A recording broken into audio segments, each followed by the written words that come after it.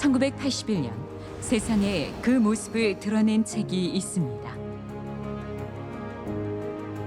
이 책은 참 진리를 찾는 구도자에게 빛이 되었으며 증산 상제님을 모시는 도생들에게 신앙의 초석이 되었습니다.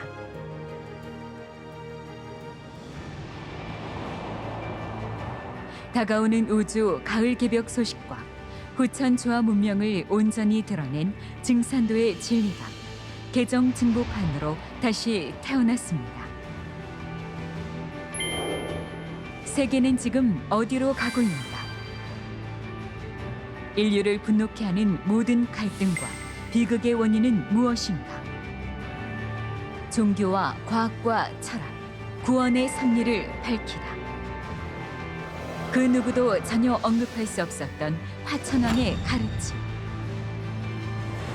오늘의 세계를 구원하고 우주 가을철 조화 낙원의 새 시대를 열어주신 증산 상제님의 대도 세계를 만나보시기 바랍니다. 현대의 결말과 새 출발, 증산도의 진리.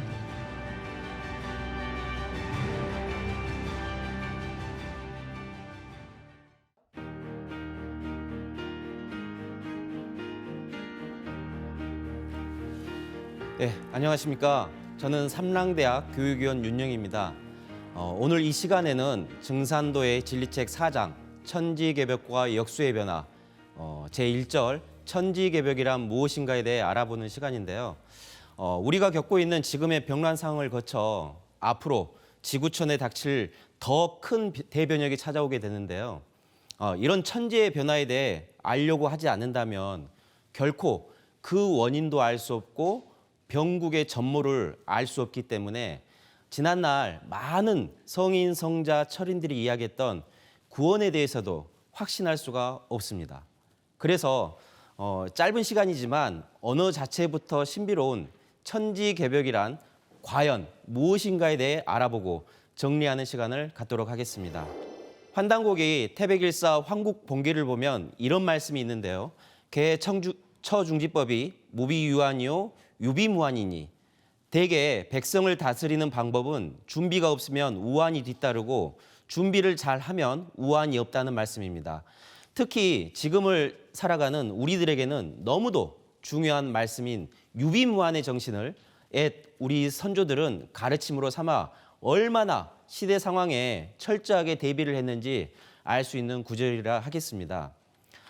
세상에는 흔히 하인리 법칙이라는 것이 있는데요. 다른 말로 1대 29대 300 법칙이라고 하는데 이 말씀은 산업 현장에서 사용되는 통계적 법칙으로 산업재해가 발생하여 사망자가 1명 나오고 그 전에 같은 원인으로 발생한 경상자가 29명, 같은 원인으로 부상을 당할 뻔한 잠재적 부상자가 300명 있었다는 그러한 사실을 통계적으로 부르는 법칙입니다. 이를 통해 잠재적 부상자가 나올 때 사전에 대응을 해서 대형 참사를 줄이자는 것인데요. 이처럼 현재 우리가 살고 있는 지구촌 일상에서 일어나는 기후변화랄지 전쟁, 또 병난의 그 모든 크고 작은 변화들은 단순한 우연현상인 듯 보이지만 더 큰 변화를 위한 필연적으로 일어나는 것으로 작은 변화의 현상에 불과한 것입니다. 그래서 과학자나 예언가, 종교인들은 누구할 것 없이 이런 작금의 현상들이 끊임없이 일어나고 있기 때문에 지구의 종말을 알리는 현상들이 아니냐라고 하는데요. 이것은 동양과 서양의 시간관의 인식의 차이에서 서양의 이런 직선적인 시간론 때문에 지금의 현실이 종말로 가는 현상들이라고 인식하겠지만 그것이 아니고 이게 동양의 순환적 시간론으로 이식하면 이런 고통을 통해서 성장을 하는 통과의례의 의식이라고 보면 될 것 같습니다. 안경전 종도사님께서는 이런 말씀을 내려주셨는데요. 시간에 대해 깨치는 것은 천지자연과 생명의 본성에 대한 깨달음의 근본이다라고 이렇게 하셨는데 증산도의 진리책 1장 그 제목이 바로 우리는 지금 어디 와 있는가? 바로 우리가 어느 때에 살고 있는가 하는 문제를 인식해야 하는 때라는 것입니다. 우리가 나이에 맞지 않게 행동하는 사람을 철부지 인간이다라고 이렇게 하는데 한자로 보면 계절절자에 아니불자, 알지자로 해서 철을 알지 못하는 사람을 일컫는 말입니다. 만약 우리가 지금 어느 때에 살고 있는지를 모른다면 그 모르는 모든 사람은 철부지 인간인 것이죠. 증산도의 진리체 21페이지를 보면 이 우주 신비를 밝히는 길에서 조아주 하나님께서는 이 세상의 인간을 내실 때 두 가지 신비를 깨치라는 명을 주셨습니다. 그 하나는 인간 자신에 대한 신비를 푸는 일이고 다른 하나는 인간 삶의 무대이자 생명 활동의 바탕인 하늘, 땅, 대자연의 신비를 규명하는 것입니다. 라고 이렇게 나와 있는데요. 이런 신비를 규명하고자 인간은 본능적인 호기심을 통해 인간의 신성과 자연의 현상의 신비를 끊임없이 이렇게 탐구하면서 종교와 과학은 끊임없이 발전했습니다. 그렇지만 정작 이 두 가지의 신비에 대해 정확하게 규명하지를 못했거든요. 그래서 동양 상수 철학을 바탕으로 해서 이런 독 공부가 필요한 것인데요. 이 종도사님의 말씀 중에 우주란 무엇이냐, 나는 누구냐, 독 공부란 인간과 우주를 동시에 깨우치는 것이다. 시간, 나의 과거, 전생의 전생은 그런 물론 수십 년 살아온 내 인생의 과거, 현재, 미래, 시간 세계를 다스리는 망량, 그런 세계의 중심, 망량 세계에 주신들이 있다. 시간의 구체적인 실체가 없다라고 이렇게 말씀을 하셨는데요. 증산도의 진리 공부인 이런 독 공부를 통해서만이 우주가 무엇이고 나의 존재는 무엇인지를 동시에 깨우칠 수 있는 것입니다. 나라는 존재, 윤회라는 과정을 수없이 하면서 막연히 살아왔고 살아가는 것이 아니라 그 과정 속에서는 반드시 이런 나라는 존재의 목적이 있다는 거죠. 구체적인 이 실체가 없는 시간도 지금은 영원한 현재의 지속성으로 흘러가고 있기 때문에 전생이라고 하더라도 이 현재 삶은 지난날의 연속성을 띠고 있다는 것입니다. 자, 그런 시간의 변화는 어디서 오는 것일까요? 바로 변화는 하늘과 땅, 그리고 해와 달, 그리고 수많은 별들, 끊임없이 순환 운동에서 비롯되는 것입니다. 여기라는 글자를 보더라도 이 날일자의 달월, 해와 달이 합쳐진 것으로 무궁한 변화와 생성을 뜻합니다.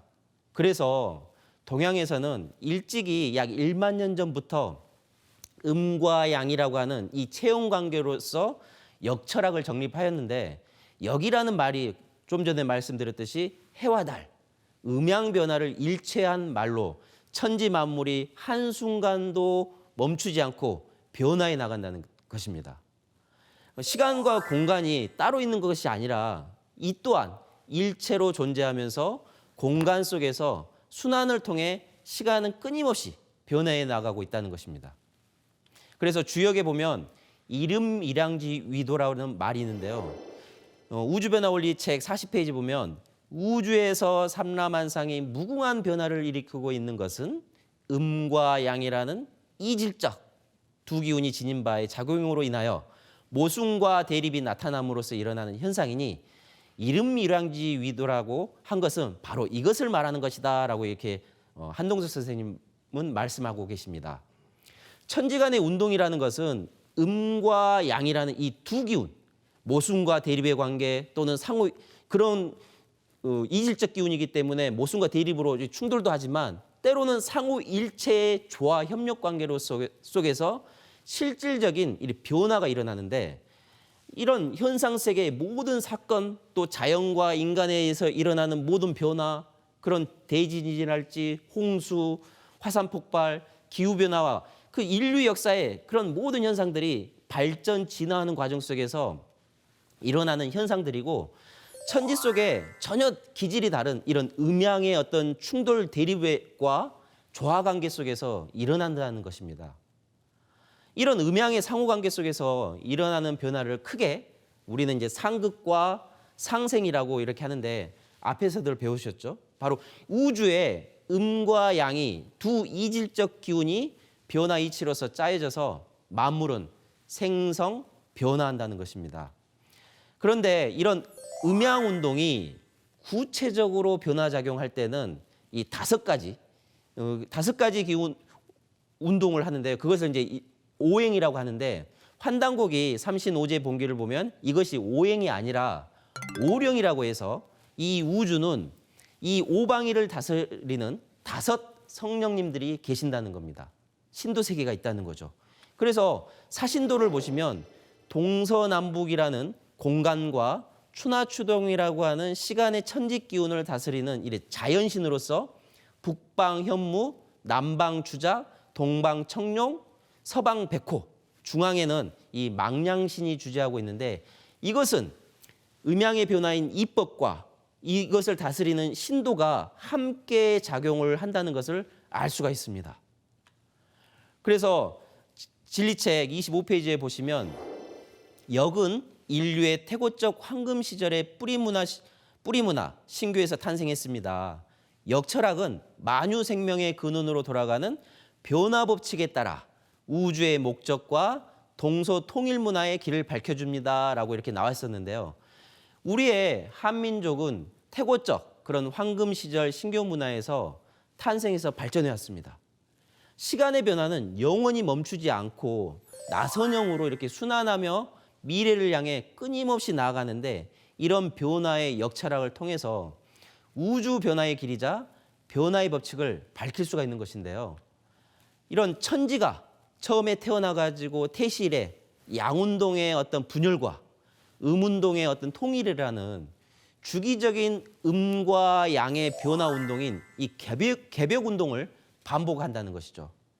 지금 우리가 살고 있는 지금도 우주 1년이라고 하는 12만 9,600년이라고 하는 그런 시간대 속에서 양의 시간대인 선천 5만 년, 음의 시간대인 후천 5만 년이 분열과 또는 통일의 어떤 시간을 가지고 끊임없이 변화 운동을 한다는 것입니다. 그것이 앞으로 닥치는 가을 개벽을 앞두고 닥치는 변화를 가을 개벽 또는 후천 개벽이라고 하는 것이죠. 그래서 진리책 262페이지를 보시면 천신은 태시일의 분열과 통일의 주기적인 변화 운동을 반복해 왔습니다. 만물이 새롭게 탄생하는 선천개벽과 통일 완성하는 후천개벽을 통해서 우주는 생장과 성숙의 과정을 반복합니다. 바로 천지는 끊임없는 시간의 변화 과정 속에서 만물이 탄생하는 그런 음의 과정에서 양의 과정으로 변화하는 선천개벽과 통일 완성하는 그 양의 과정에서 음의 과정으로 변화하는 이런 후천개벽을 통해서 우주는 생장하고 또 통일해서 성숙하는 그런 과정만 반복한다는 것이죠. 그것이 바로 춘생추살입니다. 봄에는 낳고 가을에는 죽이는 기운으로서 통일 성숙한다는 거죠. 그래서 개벽이라는 말은 10개자 10벽자로서 청개지벽 또는 천지개벽을 줄여서 일컫는 말로 우주 생명의 대변화 운동으로 이렇게 하늘과 땅이 새로운 질서로 전환해서 새롭게 열리는 것을 개벽이라고 합니다. 꼭 어떤 대변화 그런 운동에서만 개벽이 있는 것이 아니라 하루의 변화, 해가 뜰 때와 해가 질 때, 또 1년의 사계절 변화, 여름에서 가을로 갈 때, 또 겨울에서 봄으로 올 때, 그러한 작은 변화에서도 음과 양의 운동이 이런 교차할 때 일어나는 현상을 개벽이라고 하는 것입니다. 증산도 도전 1편 1장 1절을 보시면은요. 태시에 하늘과 땅이 문득 열리느니라. 우주의 태시 개벽에 대한 말씀이 나오는데 이 말씀은 우주의 탄생의 비밀을 밝혀주신 그런 상제님의 말씀으로 하늘과 땅이 이 문득 열렸다고 하시는 겁니다. 이것은 생명의 근원이자 모체인 천지 부모가 어떻게 존재하게 되었는가를 이렇게 선언하시는 말씀입니다. 그래서 이에 대해 열자의 천서편을 보면 태역과 태초와 태시, 태소라는 4단계를 거쳐서 우주가 이렇게 탄생되었다고 합니다.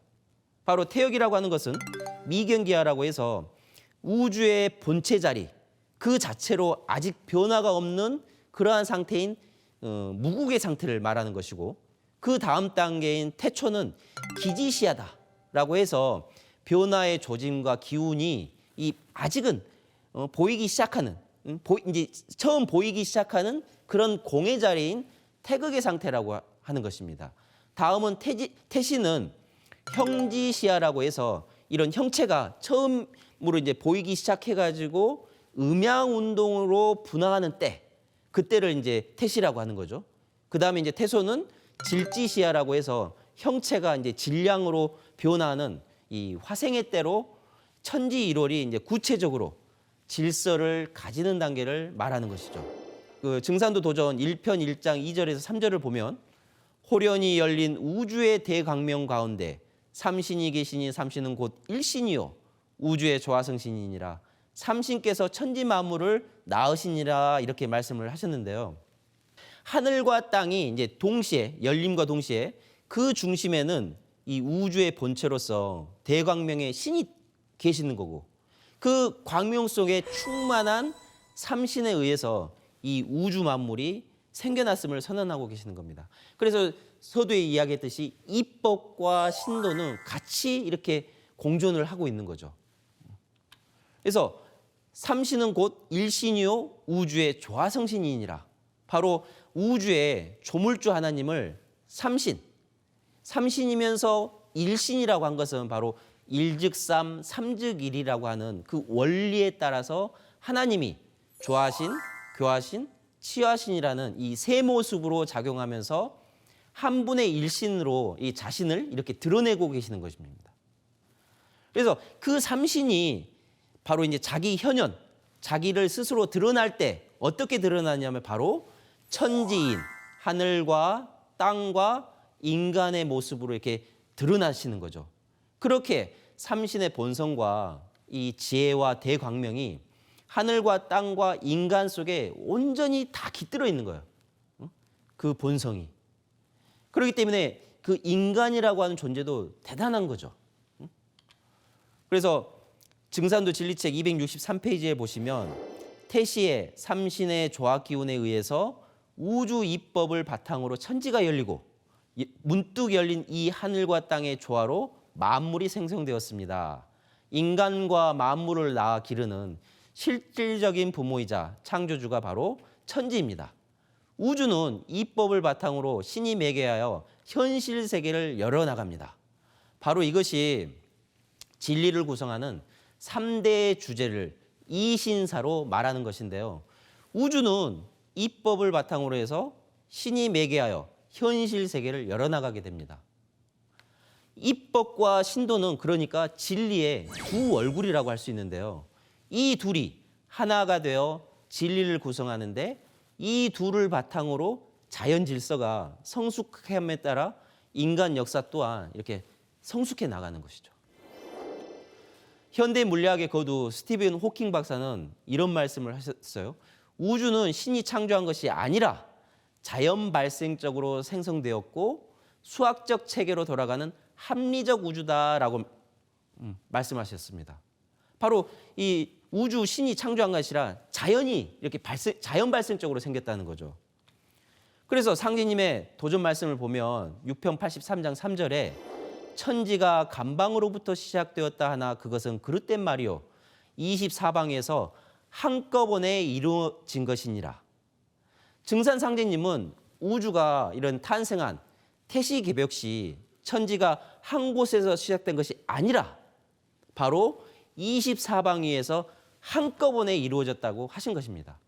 그러니까 시공간이 모든 방향에서 한꺼번에 팽창해 나가는 것을 말하는 것인데요. 마치 이렇게 고무풍선의 표면에다가 여러 가지 이제 점을 찍어놓고 그 고무풍선이 시공간이라고 한다면 그 점을 찍어놓은 그것이 풍선에다 바람을 넣잖아요. 그럼 쭉 팽창해 나가는 것처럼 우리가 느끼는 이 시공간의 자체도 이러한 그 고무풍선이 늘어나는 것처럼 탄생이 되었다는 겁니다.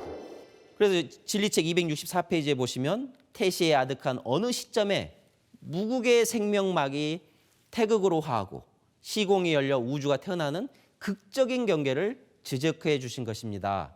바로 김일부 대성사라는 19세기 말에 철인이 정역에서 천지지리는 삼원이니라 라고 해서 이 천지의 이치가 세 가지 근원이 있는데 우주 조화의 근원을 무국이라고 하고 우주의 만물의 창조의 본체를 태극이라고 하고 바로 이 우주 창조와 변화를 주재하며 만물을 성숙시키는 우주 운동의 본체를 환극이라고 하였습니다. 바로 여기서 말하는 무국에서 태극이 열리고 이 태극의 음양 운동을 환극이 주도해서 선천의 생장 변화 운동을 이 주동했던 거죠. 현대 물리학에서는 이 앞에서 말한 이 천지가 24방위에서 한꺼번에 이루어졌다고 하는 것을 우주 생성론인 이 대폭발설에서도 확인할 수가 있습니다. 이제 과학에서 대폭발설이라는 것은 우주가 약 100억 년 전에 초고온의 그 불덩어리 상태에서 대폭발을 일으켜가지고 팽창을 시작했다는 것인데요. 이제 이 가설에는 우주가 왜 어떻게 빅뱅을 일으켰는가는 이 근본적인 물음에 답할 수가 없었습니다. 이것이 이제 과학의 발전을 통해서 이제 무에서 우주 창생론 이런 그 가설이 나오면서 기존의 그 물음에 답할 수 없던 난제들을 극복하고 이 무 상태 그 소립자보다 아주 작은 초미니 우주에서 바로 진공 에너지가 이제 반발력으로 작용을 해가지고 극도로 짧은 시간에 이렇게 달걀 크기의 정도로 이 급팽창해가지고 우주가 탄생했다는 거죠.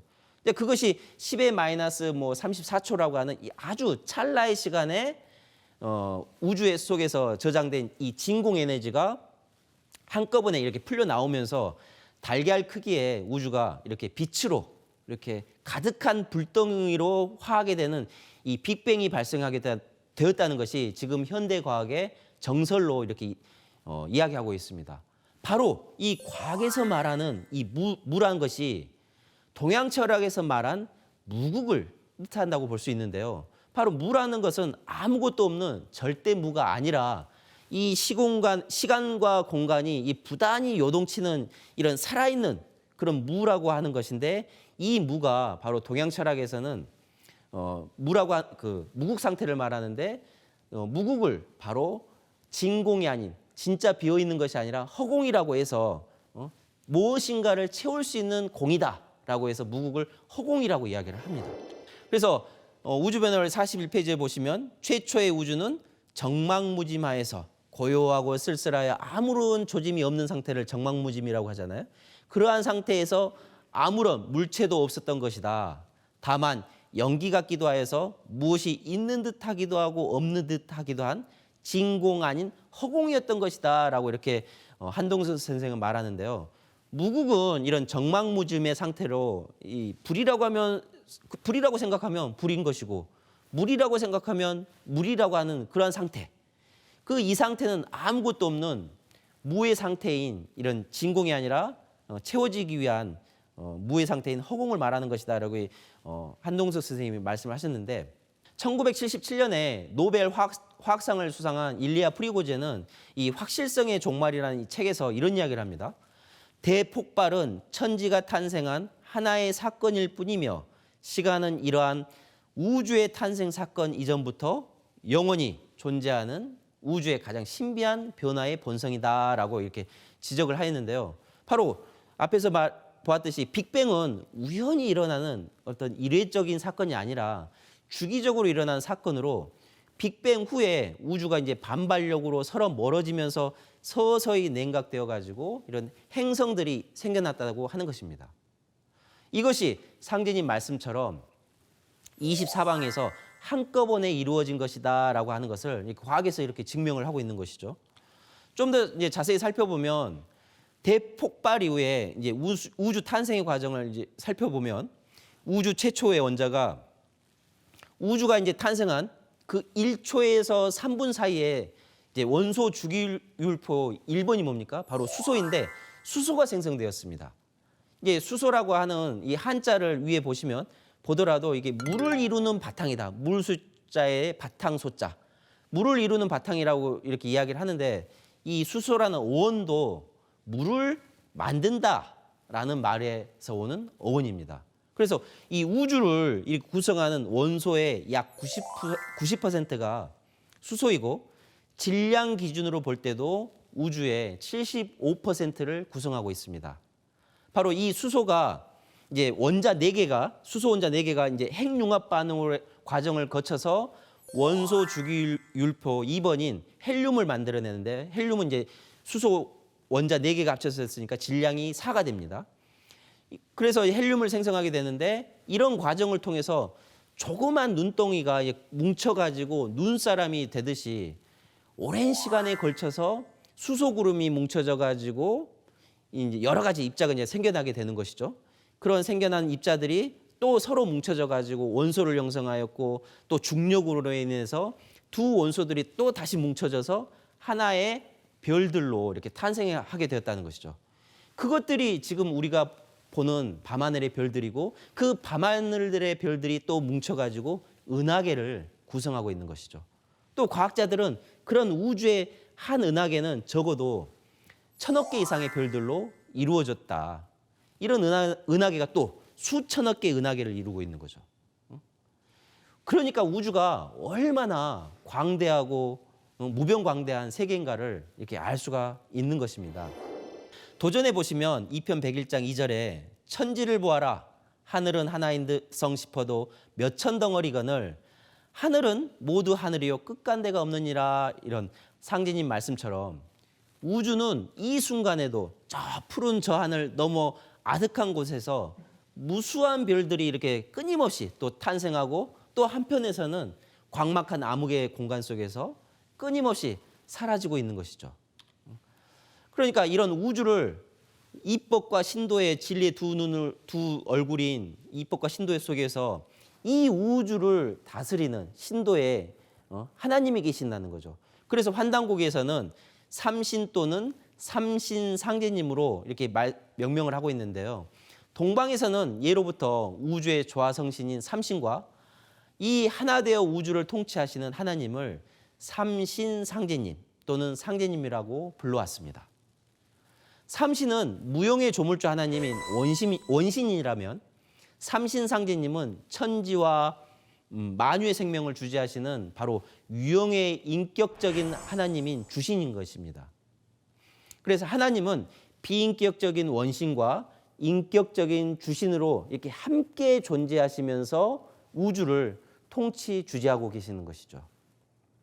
그래서 진리책 266페이지에 보시면 상제님의 진리는 신명세계의 도와 천지의 이법을 바탕으로 가을 우주의 새 역사를 열어나가는 진리입니다. 천지 만물의 모든 변화는 신도와 이법, 양자의 조화와 합일에 의해서 일어나는 것입니다 라고 나와 있는데요. 바로 이 천지의 이법을 바탕으로 신도 세계를 설명한 바로 진리, 바로 그것이 무국대도의 진리고 증산도의 진리인 것입니다. 그래서 우주의 통치자를 이제 지역과 문화권에 따라서 이제 부르는 호칭이 달랐죠. 그래서 우주의 주재자 하나님은 단 한 분으로 존재하고 계신 겁니다. 지금은 여름에서 가을로 바뀌는 환절기이기 때문에 후천 가을 개벽을 앞두고 이 천상에서 인간으로 친히 오신 상제님께서는 바로 신도와 이법이 하나가 되어 열리는 그런 생명의 탄생과 우주 변화의 어떤 비밀을 밝혀주시고 계신 겁니다. 천지 만물의 모든 변화는 바로 이런 이법과 신도라는 양자의 조화와 합일에 의해서 일어나는 지금의 현상들이라는 것이죠. 그래서 도전해 보시면 시속의 어린아이에게 깨복쟁이라고 희롱하나니 이는 개벽장이 날 것을 이름이라. 내가 세상에 내려오면서 하늘과 땅의 정사를 천상의 조정에 명하여 다스리도록 하였으나 신축년 이후로는 내가 친히 다스리느니라. 바로 우주는 순환하는 시간 속에서 주기적인 이런 개벽 운동을 통해서 분열과 통일, 이런 과정을 반복하고 있는데요. 바로 이 개벽장이라는 말씀은 우주의 통치자 그 상제님으로서 천상의 조정에서 천지 개벽을 주재하고 계심을 밝혀주신 겁니다. 바로 이 개벽장이 바로 상제님이신 거죠. 그래서 도전해 보면 나는 천지 1월이니라. 나는 천지로 몸을 삼고 일월로 눈을 삼느니라.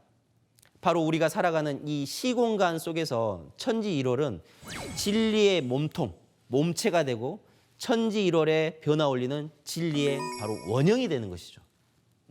그래서 이 천지 일월이 상제님께서 주관하시는 바로 우주의 제1법칙이자 만물 생성의 제1법칙이 곧 천지 일월의 변화, 그 이치, 법도라는 것입니다.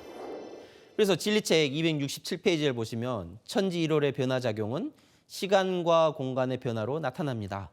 상제님이 집행하시는 천지개벽이란 천지 일월의 대변극 작용이요 시간과 공간의 대전환 운동입니다. 바로 천지 일월의 변화 작용은 시간과 공간의 변화로 나타나는 것이죠.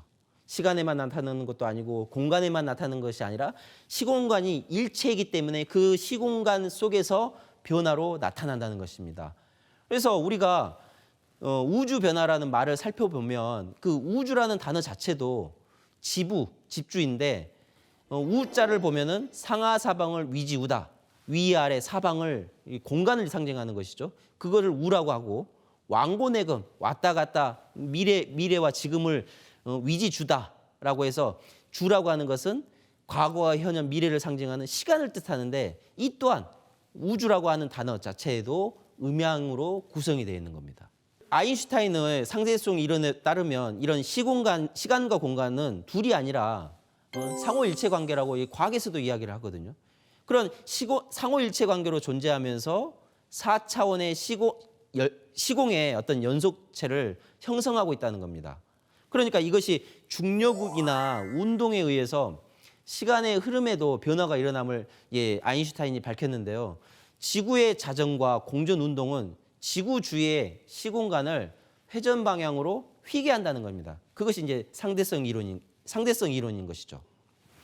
그래서 이 시간과 공간이 상호 관통하여서 일체로 존재한다는 말은 이 동양 철학에서 예전부터 이야기를 했었습니다. 바로 또 정신과 물질이 일체가 되는 것이고 이와 기가 둘이 아니라 하나로서 일체가 되어서 구성한다는 그런 의미로서 일맥상통하는 것이죠. 우주에 무한히 가득 찬 이 기는 또 공간을 낳고 그 기의 그 이면에 깃든 변화 원리는 이라고 하는 시간의 흐름으로 이렇게 나타나서 만물의 변화를 통해 가지고 우리가 인간 세상의 어떤 인사로 드러나게 되는 것입니다. 그래서 물질은 시간과 공간, 그런 상호 의존하는 그런 일체 관계 속에서 존재하게 되는 겁니다. 후천 가을 천지 개벽 중 이런 세벌 개벽 중에 일어나는 현상 중에 이 자연 개벽이라고 하는 것은 지축 정립을 말하는 것인데요. 이 지축 정립을 통해서 이 궤도 수정이 일어나게 됩니다. 지금은 1년이 365와 4분의 1로 이렇게 돌아가지만 지축이 정립이 되게 되면 360일로 이 시간의 변화와 또 공간에 해당하는 이 타원형 궤도를 이렇게 공전을 하고 있는데 정원 궤도로 운동하는 이 공간의 대전환이 일어나게 되는 거죠. 그러니까 시공간이 따로 있는 것이 아니라 일체로 공간의 궤도 변화가 일어나니까 이 시간도 변화하게 되는 것이죠. 이런 변화 속에서 지금의 상극의 질서도 지축이 정립이 되면서 상생의 질서로 질적인 대변화를 일어나게 되는 것이죠. 그래서 도전 2편 17장에 보시면 선천은 상극의 운이라 상극의 이치가 인간과 만물을 맡아 하늘과 땅에 전란이 그칠 새 없었나니 그리하여 천하를 원한으로 가득 채우므로 바로 지금은 인류가 살아온 세월은 인간과 자연이 이제 분열 성장하는 선천의 세상은 이었다는 거죠. 그래서 이런 우주의 봄, 여름, 처음 선천 시간대에서는 이렇게 상극의 질서, 바로 상극의 운이었기 때문에 인간이 어떤 구원과 이상이 실현되지 못하고 오직 원과 한이라고 하는 그런 것들만이 천하를 가득 채웠기 때문에 선천은 상극의 운이 지배하는 시간대였다고 하는 겁니다. 그래서 상님께서 그 운이 너무 쌓여서 우주가 폭발할 정도다라고 이렇게 말씀을 하셨는데요. 근데 앞으로 다가오는 그런 시간대로 접어들면서 상제님의 말씀을 보면 이때는 천지 성공 시대라. 서신이 명을 맡아 만유를 지배하여 문리치를 모아 크게 이루나니 이른바 개벽이라.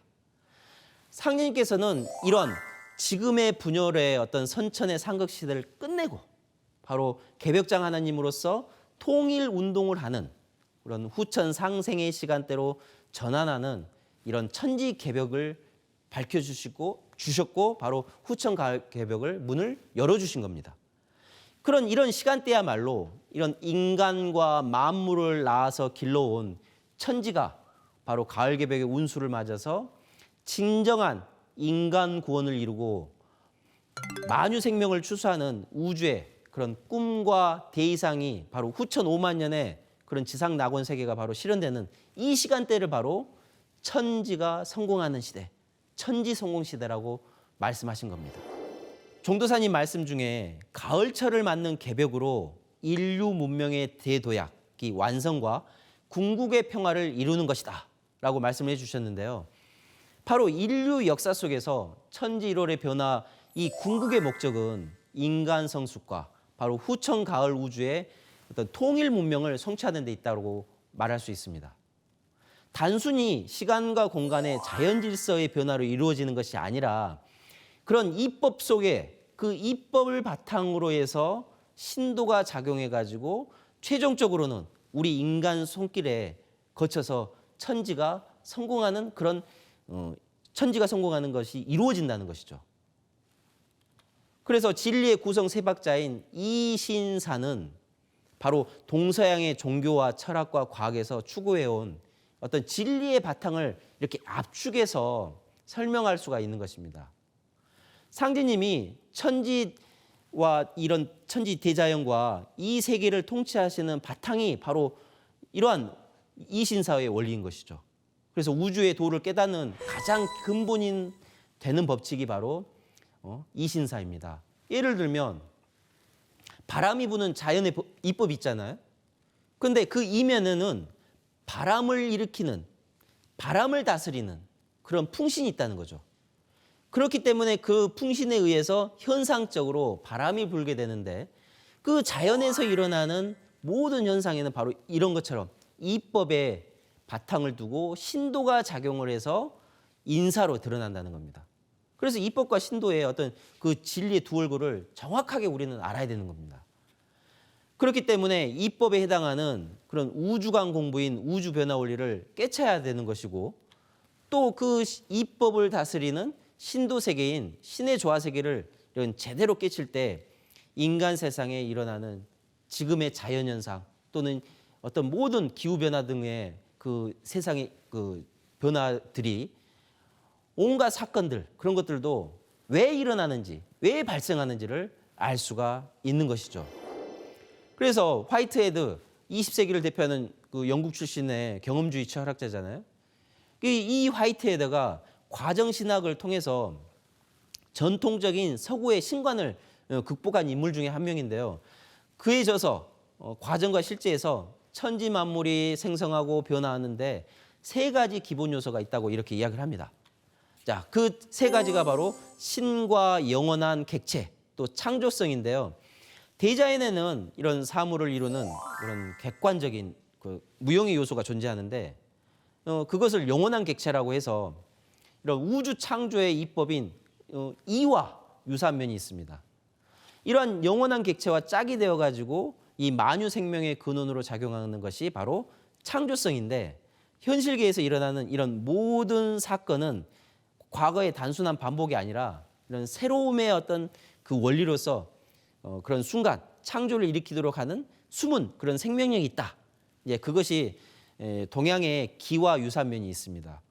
그래서 이 화이트헤드에 따르면 우주에는 영원한 객체와 창조성이 음양의 관계로 꽉 차 있다는 것인데 이 현실 세계를 구성하려면 양자를 매개해주는 그런 손길이 작용하는데 그것이 바로 신이라는 것이죠. 신이 바로 영원한 객체와 창조성을 매개해주는 역할로 존재한다는 것입니다. 그래서 화이트헤드가 말한 이 신의 세 가지 속성으로 이제 신은 원초적 본성과 결과적 본성, 초월적 본성으로 이렇게 나타나는 것이다. 바로 원초적 본성이라고 하는 것은 이제 신도, 이 우리가 생각할 수 있는 이 세계 안에 살아있는 분으로서 하늘과 땅과 별과 이런 모든 만물처럼 실제로 살아있는 현실적인 존재다라고 하는 것이 바로 원초적 본성이죠. 그 아래 이제 결과적 본성이라고 하는 것은 무수한 창조의 잠재적 추상들 가운데서 이제 질서로 파악한 것을 이제 우리의 현실 세계에 쏟아 부어 가지고 사건을 이제 구성하는 신의 이차적인 역할, 그것을 바로 결과적 본성이라고 합니다. 그리고 이제 마지막으로 초월적 본성이라고 하는 것은 이런 만물은 이 시간과 공간 속에서 갇혀 있지만 신은 과거, 현재, 미래라고 하는 것을 이제 시공간의 벽에 갇혀 있지 않기 때문에 그런 모든 한계를 초월하는 존재로 있다는 것이 바로 초월적 본성이거든요. 그래서 이 세 가지 속성은 기독교에서 말하는 그 유의신과 또 다른 어떤 신의 손길에 따라서 이 우주 만물의 그런 현실적 존재가 생성 변화하는 이 어떤 창조적 전진을 한다는 것입니다. 그래서 우주 질서의 기본 원리인 이런 이법이 바탕이 되어 있고 여기에 신이 이제 생명의 창조의 근본 요소인 이제 길을 매개함으로써 현실 세계가 이루어지고 끊임없이 변화해 가는 것이라는 거죠. 그래서 이런 것처럼 우주의 가을철을 앞두고 있는 이 시간대는 바로 우주의 어떤 원주인, 통치자 하나님, 그분이신 상제님께서 인간으로 꼭 오실 수밖에 없는 거죠. 개입을 하셔야 돼요. 매개 역할을 해주셔야 된다는 거죠. 개입하셔서. 그래서 인간으로 오셔서 하신 것이 바로 모사제천입니다. 앞으로 이렇게 변화 현상이 어떻게 일어날 것이라고 하는 것을 모사를 하셨다라고 하면 그 꿈과 이상을 현실 세계에서 바로 인간, 그 하나님의 뜻을 받던 그런 인간들이 성사제인하는 그 뜻을 이루는 거죠. 성사. 그러한 존재로서 인간이 있다는 것입니다. 바로 지금은 하추가 교육하는 이 시기에는 이 우주의 목적을 이루시기 위해 우주의 주재자이신 통치자 하나님께서, 상제님께서 반드시 오셨듯이 인간의 현실 역사 속에서 이제 직접 들어오실 수밖에 없다는 것을 앞에서 이렇게 보았죠. 그래서 이 우주의 주재자이신 이 상제님께서 이제 우주의 자연과 인간을 다 함께 성공시키고자 이렇게 오셨는데 진리책 270페이지를 보면 바로 우주의 봄, 여름철이 지나 우주의 가을 시간이 임박하면 천지의 원주인이신 상제님께서 우주의 목적을 이루시기 위해 인간의 현실 역사 속으로 직접 들어오십니다. 라고 이야기한 거죠. 그래서 과거에나 현재에 여러 성인, 성자, 철인, 예언가들이 상제님께서 인간으로 강세하실 수밖에 없는 것을 또 강세하실 것을 알리신 거죠. 그 대표적인 인물이 노스트라다무스인데요. 그 노스트라다무스는 아들에게 보낸 편지 중에 이런 이야기를 합니다. 위대하시고 영원한 하나님은 변혁을 완수하기 위하여 오실 것이다. 천체는 그 운행을 다시 시작할 것이며 지구를 안정시키는 뛰어난 회전 운동은 영원히 그 축 위에 기울어진 채로 있지 않을 것이다. 그것은 하나님의 의지대로 완수될 것이다 라고 이렇게 예언을 했거든요. 바로 우주의 시공간의 변화작용의 주재자이신 상제님의 뜻대로 완수될 것이라는 거죠. 그러니까 지축이 기울어져 있는 것도 기울어진 채로 있지 않을 것이다라고 노스트라다무스는 예언하고 있는 것입니다.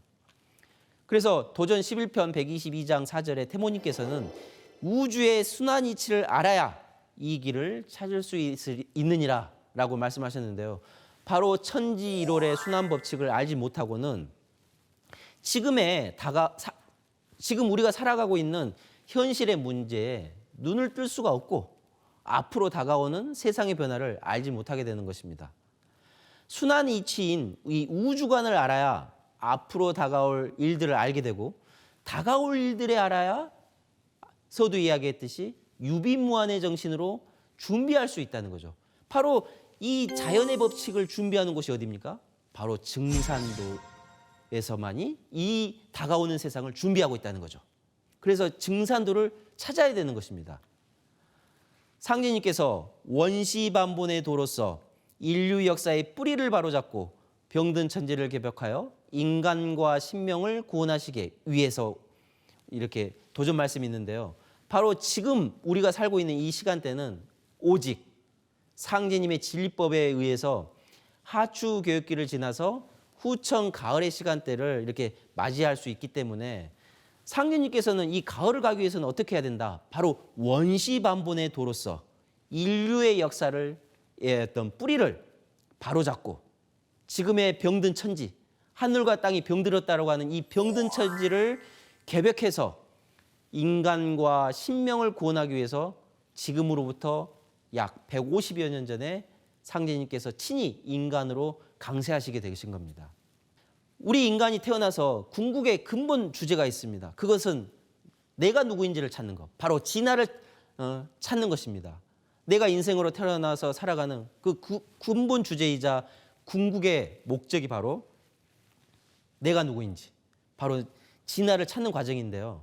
그 과정에서 이 우주의 이법과 신도세계라는 이 진리의 두 얼굴을 깨달아야 하는데 그 속에서 우주의 주제자이신 하나님, 상제님이 계신 것을 우리는 알 수가 있었던 겁니다.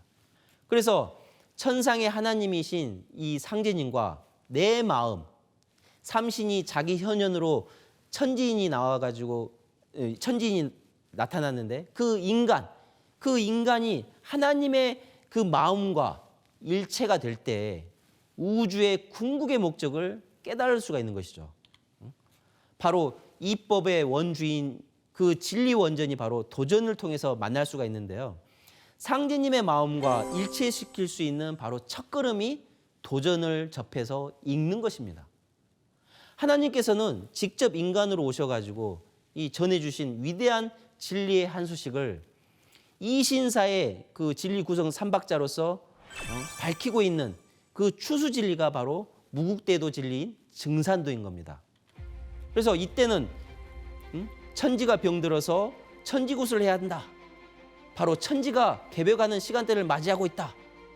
현재 지구촌 곳곳에서는 일상처럼 일어나는 기후변화, 전쟁, 또 병난, 또 크고 작은 변화들, 그런 것들이 단순한 우연현상이 아니었다는 것을 알 수가 있었습니다. 그것은 천지개벽으로 가는 더 큰 변화의 주기로 들어가기 위한 필연적인 그런 작은 변화의 현상이 일어난 것이죠. 또 일어나고 있는 것이죠. 그래서 이러한 때임을 우리가 인식하고 천지개벽을 넘어서 우주의 가을 열매가 되는 천지성공의 그 진리가 무엇인지를 옛 선조들이 그렇게 찾았던 유비무환의 정신으로 정확하게 찾아보고 또 알아봐야 하는 때임을 꼭 기억하시고 찾아보시기를 바랍니다. 이상 마치도록 하겠습니다. 감사합니다.